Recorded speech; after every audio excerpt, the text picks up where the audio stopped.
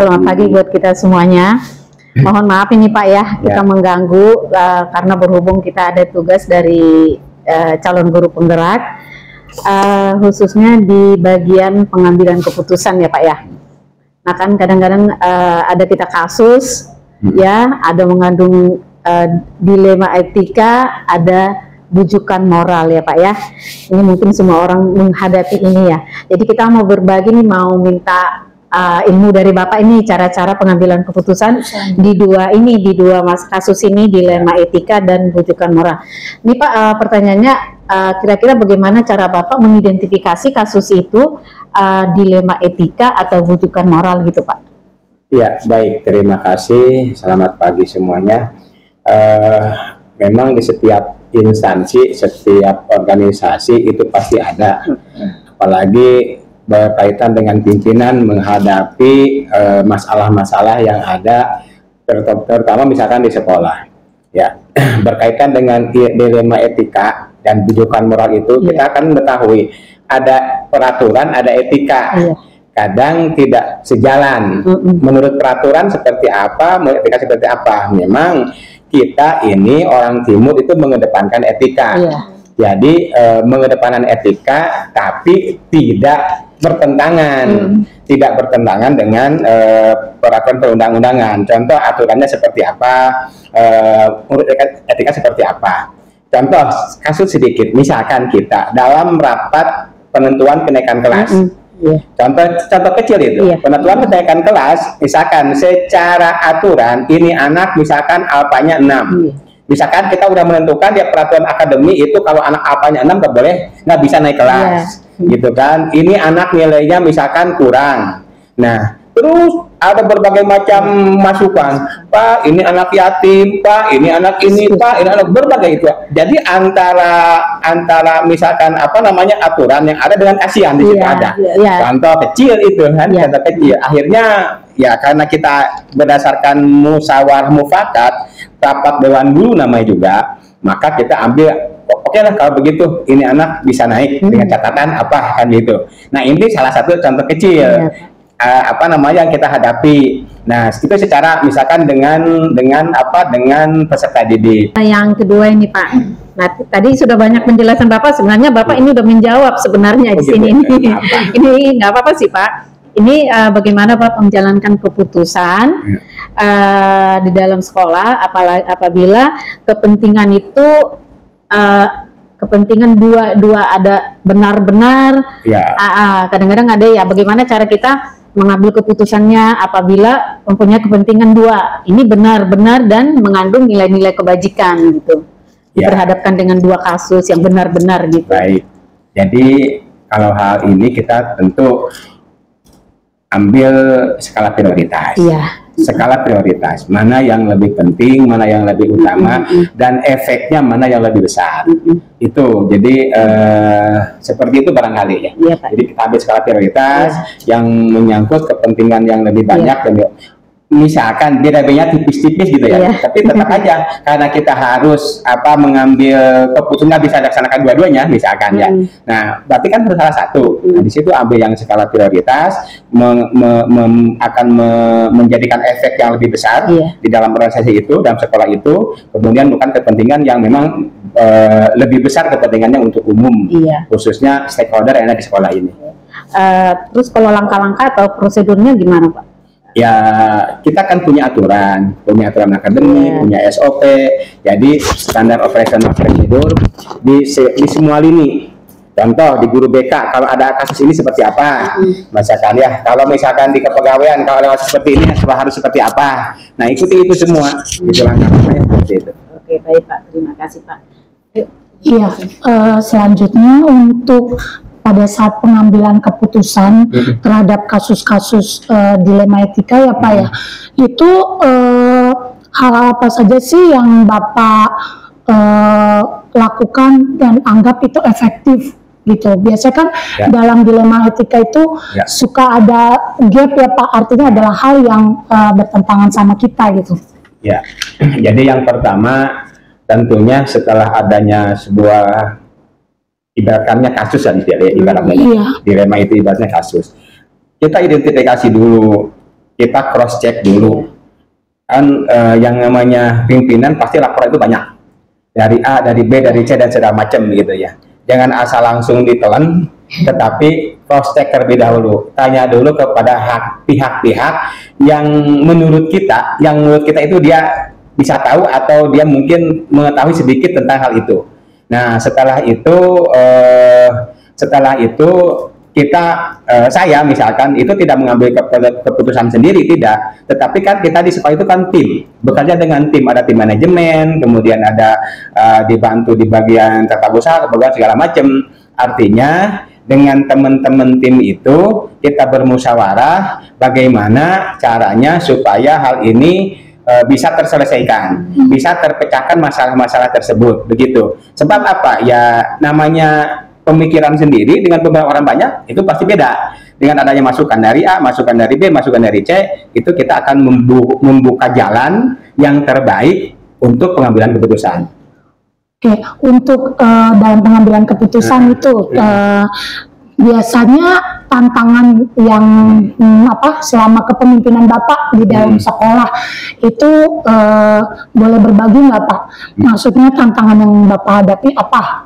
Seperti itu. Pengambilan keputusan. Ya. Dalam pengambilan keputusan. Yang tadi itu yang dari awal itu kita kan ada berbagai macam kepentingan. Iya. Itu tantangannya. Tantangannya. Iya, berbagai macam kepentingan. Ini kalau kita laksanakan ini, bagaimana yang ini? Kalau kita ambil yang ini, bagaimana yang ini? Kan gitu. Makanya kan dari situ kita saring dulu. Terutama kalau misalkan mau ngambil keputusan A, B, nanti efeknya seperti apa?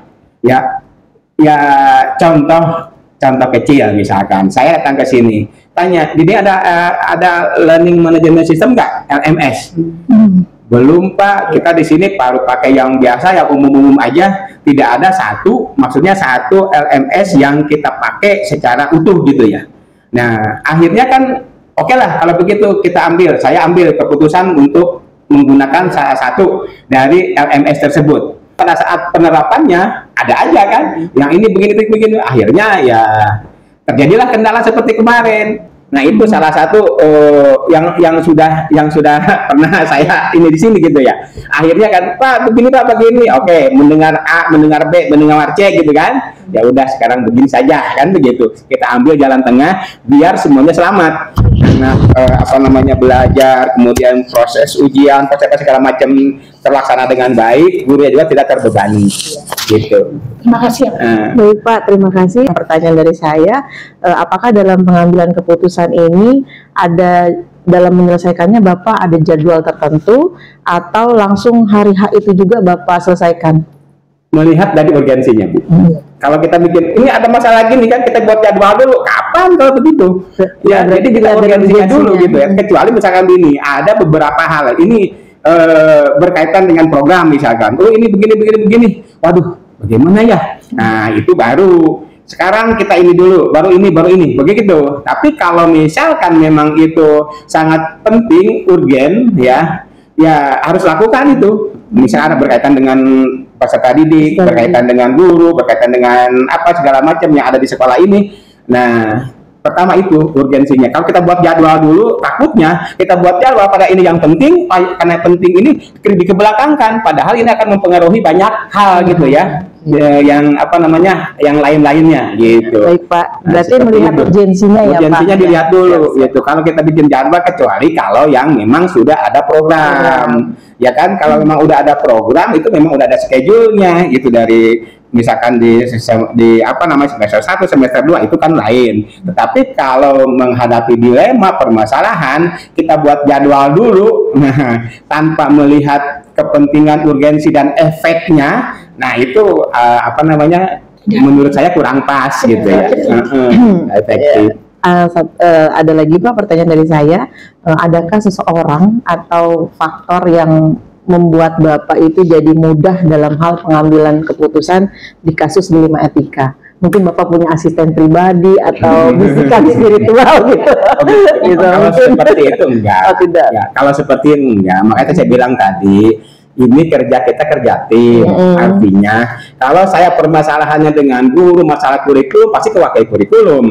Kalau saya ini permasalahan kesiswaan, urusan misalkan apa namanya kaitannya dengan siswa ya ke wakil kesiswaan. Kalau saya masalah hubungan masyarakat, industri segala macam wakil humas, maka tim itulah yang akan bekerja bareng-bareng gitu kan. Jadi bukan kalau asisten pribadi ya nggak ada, ya asisten saya semua orang ya, semua orang pertama ya, yang pertama itu di tim manajemen dulu, ya kan, itu yang lebih mudah. Artinya di suatu saat misalkan ada kemudian silakan kita briefing sekarang ya, itu hadir semua. Yang penting pada saat itu ada di sekolah semua, tidak ada dinas luar ya, gitu. Nah kalau misalkan kita untuk yang lain-lain memang ada jadwalnya, pertemuan dengan guru ada jadwal, pertemuan ini ada jadwal gitu kan. Tapi kalau memang ada urgensi maka bisa kita jadwalkan lebih cepat, barangkali begitu. Berarti ya, kerjasama tim ya Pak? Nggak ada. Berarti kerjasama tim dan tim manajemen khususnya ya Pak ya. Tapi berarti pengambilan keputusan semua tim itu bermusyawarah mufakat Pak?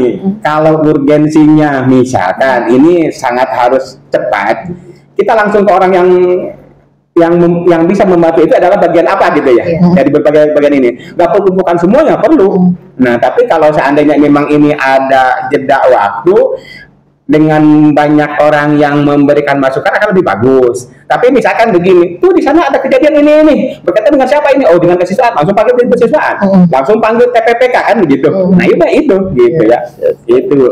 Akhir Pak, dari semua hal yang telah Bapak sampaikan sangat menarik. Pembelajaran apa sih yang Bapak bisa petik dari pengalaman Bapak saat pengambilan keputusan di Limatika ini? Jadi ya sebenarnya sih dari sejak kita awal aja, sejak kita jadi guru juga pasti ada Bu. Kita jadi guru di kelas pasti ada, kita jadi kakom, kaprov juga sama. Kemudian sampai ke wakil, sampai ke kepala sekolah. Jadi tingkatannya beda-beda. Itu semua bukan pengalaman bagi kita. Itu pengalaman semua bagi kita. Pada saat jadi guru seperti apa menghadapi siswa yang A, yang B, yang C. Pada saat kita jadi kakom bagaimana bukan hanya menghadapi siswa, tetapi menghadapi juga guru di lingkungan produktif itu. Guru ini pengennya begini kan banyak tuh.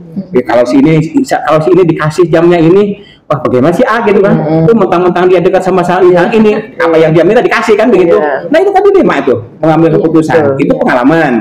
Meningkat lagi jaga wakil kurikulum misalkan ya, di wakil kurikulum guru siapa? Saya ini kondisi begini Pak. Kalau saya ngajar siang begini, kalau saya ngajar pagi begini Pak. Kalau gitu kan ada itu. Kalau si A dikasih bagaimana yang si B? Nanti si ini datang dikasih yang si B, semuanya minta, gitu kan. Terkecuali saya punya pengalaman gini, waktu saya kurikulum, si A itu punya penyakit jantung, dia nggak bisa ngajar di lantai 2, lantai 3, lantai 4, jadi mesti harus di bawah, gitu kan.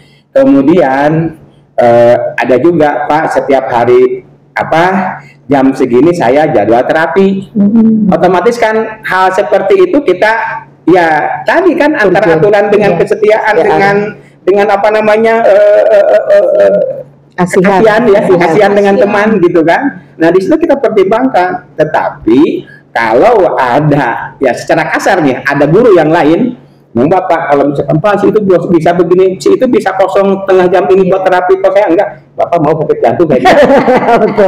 Kasar itu kan ngomongnya. Iya artinya begini, tepok seliro antara temennya itu, oh iya harus ngerti sebenarnya apa yang kita ambil keputusan kita begitu mengiyakan satu orang itu harusnya iya. Kayak kita sama anak nih, Pak itu kok situ nih boleh ya anak ABK kan, yang ini enggak, kamu mau jadi anak ABK. Itu kasar kan bahasanya ya. Tapi kita jangan ngomong gitu, tapi kita ngomongnya harus bagaimana supaya dia mengerti ini kondisinya begini, maka kita kabulkan demi kebaikan semua. Contoh, kalau guru itu naik ke atas nggak bisa ngajar, enggak dia nggak ngajar, dia di ruang guru, kemudian nanti kasih tugas, kan rugi anak juga. Tapi kalau misalkan anak dipindahkan ke bawah, guru ada di bawah, gurunya ada di kelas, kalau ada nanya dia ada anak yang nanya dia jawab kan begitu, daripada dia tinggal kelasnya. Itu kan baik buat semuanya. Itu Bu. Terima kasih Pak untuk jawabannya, luar biasa. Siswa ya. Enggak, untuk semuanya. Untuk semua. Untuk semua kebaikan semua. Itu tadi saya contoh kalau kita guru ke siswa. Contoh kalau kita guru kakom dengan guru-guru. Contoh kalau kita wakil misalkan dengan guru dan lainnya. Kalau kepala sekolah juga sama. Ini yang si A ini begini datang ke kepala sekolah kan. Pertimbangannya bagaimana? Ini. Ya udah, akhirnya kan kita juga ngobrol lagi dengan yang berkepentingan. Siapa? Apakah ke kurikulum? Apakah ke kesiswaan? Apakah ke humas? Kan begitu. Contoh, saya mengambil keputusan bahwa untuk pembimbing PKL sekarang guru yang ngajar di kelas yang bersangkutan. Kenapa? Pertimbangannya ini. Kenapa? Oh iya. Nah, oke, terima kasih ya Pak ya. Kami sudah menyita waktu Bapak. Kami udah banyak pengalaman dari Bapak kan dari guru, dari wali kelas, dari kakong, wakil, kepala sekolah. Ya memang ngambil keputusan itu kadang-kadang susah ya Pak ya, harus banyak pertimbangan dan harus kalau yang kita bilang pertimbangan, ada fakta, ada segala macam. Jadi ya semoga dengan berbagi ilmu dari Bapak, kami juga nanti bisa semakin mampu mengambil keputusan mengambil keputusan tidak untuk kepentingan pribadi tapi untuk kepentingan semuanya orang. Terima kasih ya Pak. Semoga Bapak sukses dalam kepemimpinannya. Sama-sama, semuanya sukses. Apalagi dari kaum guru penggerak, bergerak menggerakkan, apalagi satu lagi bergerak menggerakkan. Ya itu harus begitu. Ya jangan putus. Saya udah lulus guru penggeraknya nyantai gitu, jangan begitu ya. Ya langsung aplikasikan. Terima kasih ya Pak ya. Sama-sama. Waalaikumsalam warahmatullahi wabarakatuh. Silakan masuk. Selamat siang. Oh iya, dari ketukannya juga udah kelihatan semangat dari Bu Christine. Silakan Bu Christine duduk. Terima kasih Pak. Maaf Bu Christine di bawah, oh enggak di bangku. Silakan Bu Christine. Terima kasih Pak. Iya, sama-sama Ibu. Iya, maaf mengganggu waktunya nih Pak. Tidak untuk Bu Christine. Iya, Pak, gini saya mau menilik-nilik sedikit nih dari pengalaman Bapak nih sebagai seorang pemimpin di sekolah yang Bapak pimpin nih, apa ya? Ada akan beberapa pertanyaan yang saya akan berikan nih, gitu ya Pak. Yang pertama nih Pak, saya di sini mau berdiskusi untuk menyampaikan tentang pengambilan keputusan nih Pak. Mantap, itu kan kaitannya dengan kepala sekolah ya Pak, biasanya identiknya. Nah untuk pengambilan keputusan sebuah dilema etika, tentunya Pak Baga pasti pernah mengalami bagaimana dua kasus selama ini dan caranya Pak Baga mengidentifikasikan bahwa masalah itu masuknya dilema etika atau rujukan moral itu bagaimana ya Pak? Baik, terima kasih Bu Christine, sangat menarik. Tapi mohon maaf ya, karena saya baru memimpin 6 bulan, mungkin jawaban saya itu tidak selalu memuaskan Ibu. Tetapi ini berdasarkan pengalaman saya. Yang pertama itu adalah kalau kita bicara dilema etika atau bujukan moral itu hal yang sangat berbeda. Jika sudah melanggar hukum itu masuk ke bujukan moral yang mungkin sebenarnya lebih mudah untuk kita ambil keputusan dibandingkan sebenarnya dilema etika. Kalau kita berkaca pada hukum yang dilanggar. Tapi kalau kita bicara dilema etika, wah ini luar biasa. Semua kepala sekolah, semua pemimpin pasti akan mengalami hal tersebut yang memang kadang-kadang ini keputusan ini benar atau salah ya, benar atau salah. Tapi biar waktu yang menjawab hal tersebut itu. Seperti itu Bu Christine.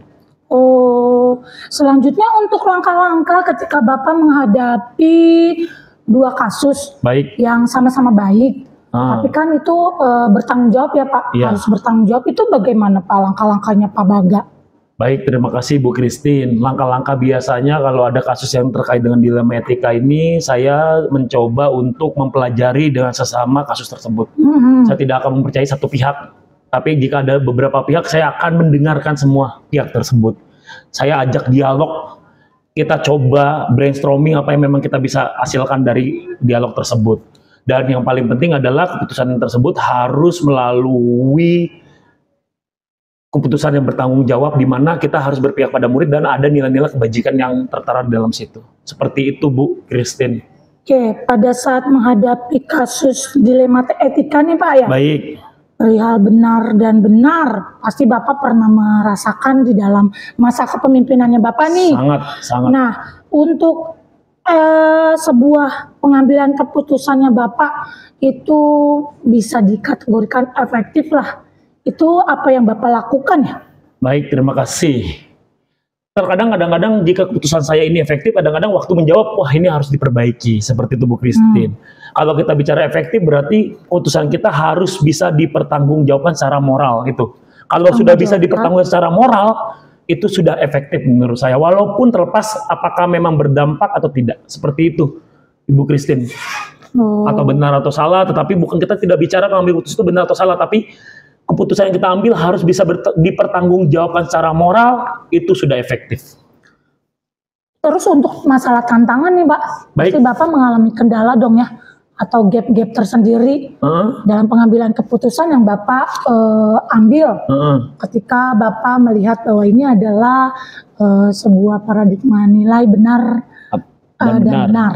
Nah, tantangannya Bapak sebagai seorang pemimpin itu ketika pengambilan keputusan itu apa, Pak?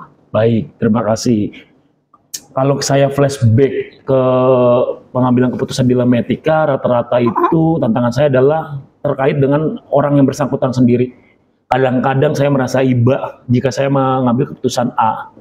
Kadang-kadang keputusan A saya, wah ini tidak sesuai nih, harusnya kita adil dengan semua orang harus mendapatkan keputusan yang sama. Jadi hal-hal yang itu yang memang akhirnya menjadi tantangan yang luar biasa. Apakah ini adil? Apakah ini karena kita hanya rasa kasihan terhadap dia? Seperti itu, Bu Christine. Oke, untuk pada saat pengambilan keputusan di saat momen-momen atau jadwal-jadwal tertentu, itu Bapak pada saat mau mengambil keputusan itu dengan gaya kepemimpinan Bapak itu Bapak butuh waktu menyendiri, menyepi gitu, atau Bapak langsung tek memutuskan kasus dilema etika yang Bapak hadapi?